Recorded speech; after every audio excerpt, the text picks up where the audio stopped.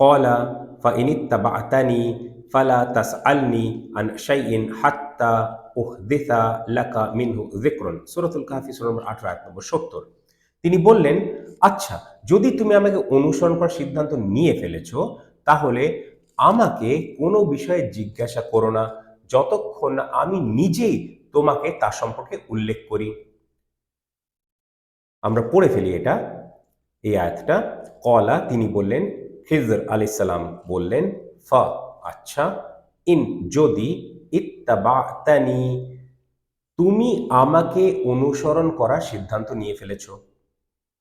তাহলে এই অবধি কি দাঁড়ালো? তিনি বললেন, আচ্ছা, যদি তুমি আমাকে অনুসরণ করার সিদ্ধান্ত নিয়ে ফেলেছো, ফা, তাহলে, লা মানে না, তাস আলনি, আমাকে জিজ্ঞাসা করো, লা আছে, তাহলে আমাকে জিজ্ঞাসা করো না, আন শাইইন, তাহলে আমাকে জিজ্ঞাসা করো আর আমাকে জিজ্ঞাসা করো না, এই ব্যাপারটা ক্লিয়ার হলো। তাহলে আমাকে জিজ্ঞাসা করো না, আন শাইইন, শাইইন কোনো বিষয়, আর আন আছে, তাহলে কোনো বিষয়ে, ব্যাপারটা ক্লিয়ার হলো। তাহলে এই জায়গাটা কি দাঁড়ালো? তাহলে আমাকে কোনো বিষয়ে জিজ্ঞাসা করো না, হাত্তা, যতক্ষণ না, উহদিসা, আমি আমি নিজেই বর্ণনা করি, লাকা, তোমাকে, মিনহু, তা সম্পর্কে, যিকরান, এক উল্লেখ বা একটি উল্লেখ। ব্যাপারটা কি দাঁড়ালো? যতক্ষণ না আমি নিজেই তোমাকে তার সম্পর্কে এক উল্লেখ বর্ণনা করি। শুনতে অদ্ভুত লাগছে, তো উল্লেখ বর্ণনা করি বলার দরকার পড়ে না, যদিও উহদিসা মানে বর্ণনা করা, আর ন্যারেশন মানে টু ন্যারেট, আই ন্যারেট, এখানে উহদিসা আই ফর্মে আছে, তাই তো? তাহলে উল্লেখ বর্ণনা করি বলার দরকার, উল্লেখ করি বললেই বাংলা ভাষায় এটা যথেষ্ট হচ্ছে, এটুকুটা ক্লিয়ার হলো। আর তাহলে সেইভাবে যেহেতু বলছি, তাহলে যিকরান, এক উল্লেখ, তার সম্পর্কে এক উল্লেখ বর্ণনা করি, সেটাও অদ্ভুত ঠেকাচ্ছে। এক উল্লেখ দরকার নেই, উল্লেখ বললেই যথেষ্ট, তার সম্পর্কে উল্লেখ করি।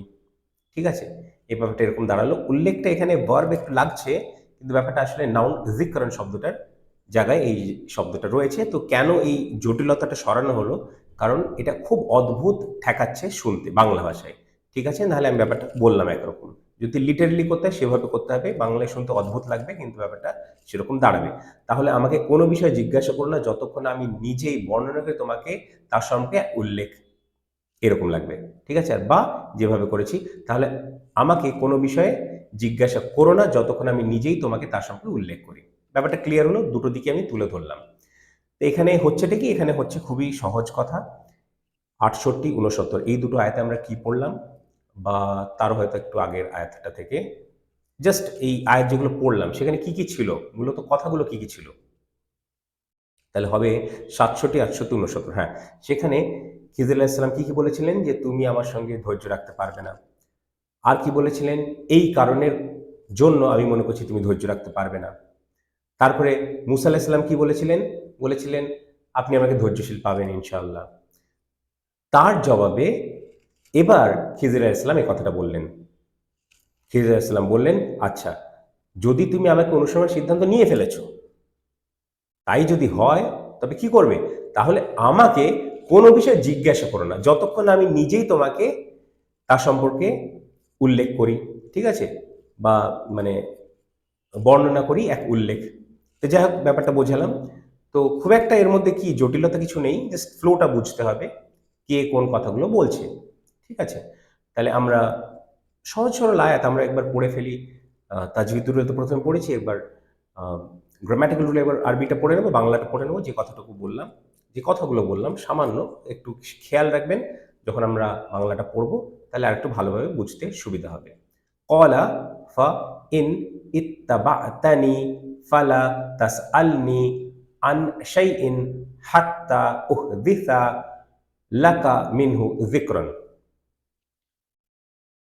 এইটা মানে তাসআলনি সওয়াল হয় না, জিজ্ঞাসা, কোয়েশ্চেন, ওই ব্যাপারটাই। যাই হোক, তিনি বললেন, আচ্ছা, যদি তুমি আমাকে অনুসরণ করার সিদ্ধান্ত নিয়ে ফেলেছো, তাহলে আমাকে কোনো বিষয়ে জিজ্ঞাসা করো না যতক্ষণ না আমি নিজেই তোমাকে তার সম্পর্কে উল্লেখ করি।